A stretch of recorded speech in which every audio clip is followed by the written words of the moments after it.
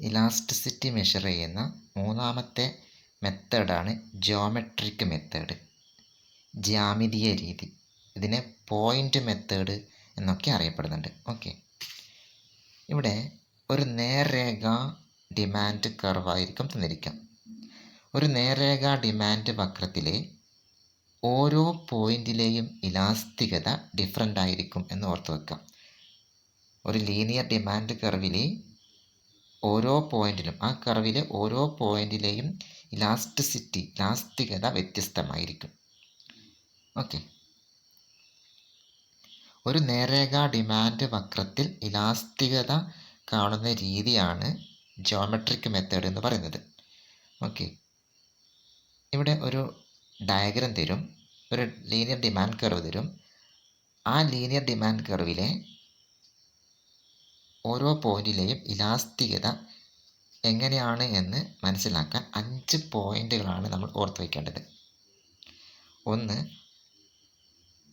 നേർരേഖ ഡിമാൻഡ് വക്രം, അതായത് ലീനിയർ ഡിമാൻഡ് കർവ് എക്സ് ആക്സിനെ ഗണിക്കുന്ന ബിന്ദുവിൽ, ഒരു ഡിമാൻഡ് കർവ് എക്സ് ആക്സിൽ ടച്ച് ചെയ്യുന്ന ബിന്ദുവിൽ, പോയിന്റിൽ ഇലാസ്തികത 0 ആയിരിക്കും.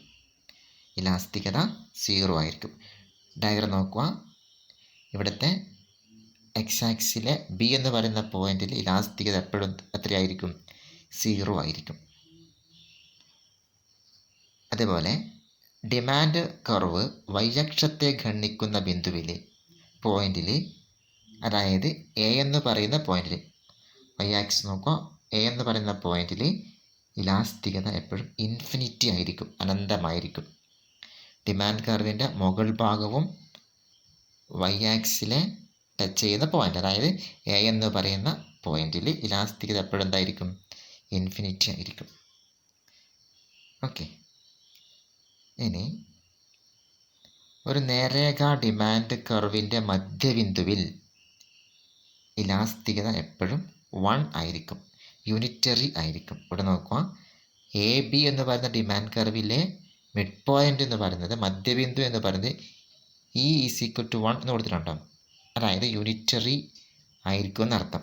ഒരു ലീനിയർ ഡിമാൻഡ് കർവിൻ്റെ മിഡ് പോയിന്റിൽ എപ്പോഴും ഇലാസ്തികത 1 ആയിരിക്കും. 1 ആയാൽ അതിൻ്റെ അർത്ഥം യൂണിറ്ററി ഇലാസ്റ്റിക് ഡിമാൻഡ് ആയിരിക്കും. ഓക്കെ, ഇനി നേർരേഖ ഡിമാൻഡ് വക്രത്തിൻ്റെ, ലീനിയർ ഡിമാൻഡ് കർവിൻ്റെ മധ്യബിന്ദുവിനും എക്സ് അക്ഷത്തെ ഖണ്ഡിക്കുന്ന ബിന്ദുവിനുമിടയിൽ ഇലാസ്തികത 1ൽ കുറവായിരിക്കും, ബിലോ 1 ആയിരിക്കും. ഓക്കെ, അവിടുത്തെ ഇലാസ്തികത എന്ന് പറയുന്നത് ഇൻഇലാസ്റ്റിക് ആയിരിക്കും, കുറഞ്ഞ ഇലാസ്തിക ഡിമാൻഡ് ആയിരിക്കും. Demand കർവിൻ്റെ മധ്യബിന്ദുവിനും Y